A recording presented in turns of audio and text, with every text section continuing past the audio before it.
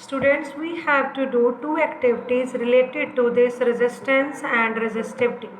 तो first activity है जिसमें हमने क्या किया, ये एक सर्किट बना रहे हैं.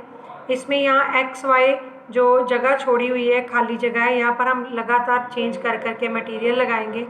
एमीटर लगाया है, बैटरी लगाई है, प्लग की लगाई है. ठीक है.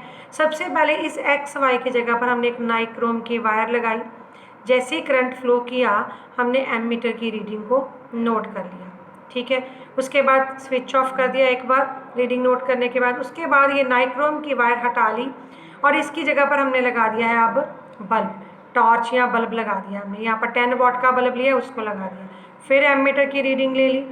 उसके बाद हमने एमीटर्स की रीडिंग अलग अलग कंपोनेंट्स लगा के ले लेनी है. आप उसमें कुछ भी और अलग अलग कंपोनेंट्स लगा के रीडिंग्स ले सकते हो. तो हमने जब रीडिंग्स ले ली तो हम क्या देखते हैं कि हर टाइम एमीटर की रीडिंग अलग आती है. नाइक्रोम वायर में अलग आएगी, बल्ब में अलग आएगी, अगर हम यहाँ पर फ़ैन लगा देंगे अलग आएगी, अगर हम यहाँ पर कुछ और लगा देंगे तो अलग आएगी. सब जगह पर रीडिंग जो है अलग आएगी.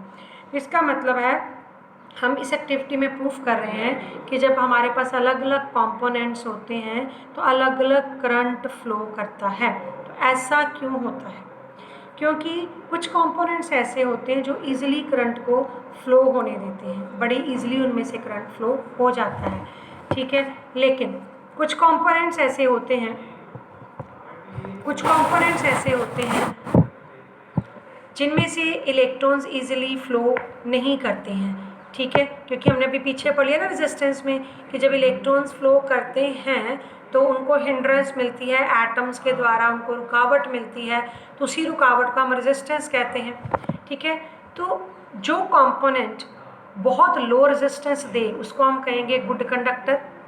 जो थोड़ा ज़्यादा रेजिस्टेंस दे, एक अप्रिशिएबल रेजिस्टेंस जिसका हमें पता हो, उसको हम कहेंगे रेजिस्टर. और जिसमें बहुत ज़्यादा और ज़्यादा रेजिस्टेंस मिले वो हो जाएगा पुअर कंडक्टर. और जिसमें बहुत ज़्यादा हाई रेजिस्टेंस होए कि इलेक्ट्रिसिटी फ्लो ही ना होए, उसको हम कहेंगे इंसुलेटर. तो हमने इस एक्सपेरिमेंट के द्वारा ये प्रूफ किया है कि अलग अलग कंपोनेंट्स में अलग अलग करंट फ्लो होता है. क्लियर. नेक्स्ट एक्टिविटी हमने करनी है कि किस किस फैक्टर्स पर इलेक्ट्रिसिटी का जो रेजिस्टेंस है वो डिपेंड करता है, किस किस फैक्टर के ऊपर डिपेंड करता है. तो आप देख सकते हो ये एक्सपेरिमेंट का अरेंजमेंट है. ठीक है. इसमें क्या किया है, यही प्लग की है, एमीटर है, सेल लगाया है और यहाँ पर हमारा सबसे पहला ये एक नाइक्रोम वायर जिसकी लेंथ L है, इसको 1 से डोनेट किया गया है. L लेंथ है, इसको 1 से डिनोट किया गया है. क्योंकि इसकी जगह हमने फिर लेंथ को डबल करके लगाना है, फिर हमने हाफ करके लगाना है, इस तरह से हमने चेंज करके लगाना है. सबसे पहले हमने वायर ली है जिसकी लेंथ L है और इसको हमने मार्क किया है 1 से. ठीक है. इसमें हमने करंट नोट कर लेना है, जब भी फ्लो करेगा करंट फ्लो नोट कर लेंगे. थिकनेस हमने सेम रखी. अब हमने वायर ले ली डबल लेंथ की, थिकनेस नहीं चेंज की. अब ये 1 को हटा दिया, इसकी जगह ये 2 लगाया. थिकनेस सेम है लेकिन वायर ले ली है डबल लेंथ की. फिर एमीटर रीडिंग नोट की. अब अगली बार हमने क्या किया, ये जो नाइक्रोम वायर ले ली इसकी थिकनेस इंक्रीज कर दी, लेंथ नहीं इंक्रीज करी. लेंथ वही रखी है L वाली, लेकिन थिकनेस को बढ़ा दिया. थिकनेस बढ़ा दिया, फिर हमने एमीटर की रीडिंग नोट करनी है. ठीक है. उसके बाद हमने किसी और मटेरियल की ये वायर ली है, उसकी लेंथ भी पहली लेंथ जैसी रखी है, उसकी थिकनेस भी पहली लेंथ जैसी रखी है, लेकिन मटेरियल चेंज कर दिया. हम फिर देखेंगे कि एमीटर की रीडिंग जो है वो डिफरेंट आएगी. तो एक्चुअली इसमें हम क्या शो कर रहे हैं कि जब अलग अलग लेंथ और एरिया लगाते हैं तो थिकनेस अलग अलग आती है. क्योंकि हमने अभी पढ़ा ना कि रेजिस्टेंस किस पर डिपेंड करता है, डायरेक्टली प्रोपोर्शनल टू लेंथ. तो हमने क्या ऑब्जर्व किया कि जब हमने डबल कर दी थी वायर की लेंथ तो रीडिंग क्या हो गई थी, हाफ. जब रीडिंग फिर इंक्रीज़ हुई जब हमने थिकर मटेरियल लगा दिया. ठीक है. लेकिन जब हमने डिफरेंट मटेरियल लगा दिया, सेम लेंथ ली थी, सेम एरिया लिया था, तब भी रीडिंग अलग आई.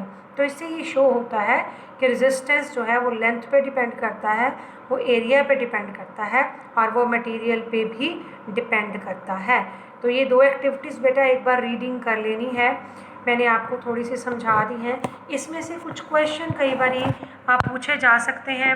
इसको लिखना कभी नहीं आता होता है, लेकिन इसमें से कई बार पैराग्राफ दे के ना तो रिलेटेड क्वेश्चन आ सकते होते हैं. जैसे कि जब लेंथ को डबल किया है तो हाँ जी करंट को क्या हुआ, तो आपको लिखना पड़ेगा कि करंट जो है वो हाफ हो गया, क्योंकि वो इस तरह से आप में क्वेश्चन आपको आ सकता है। क्लियर?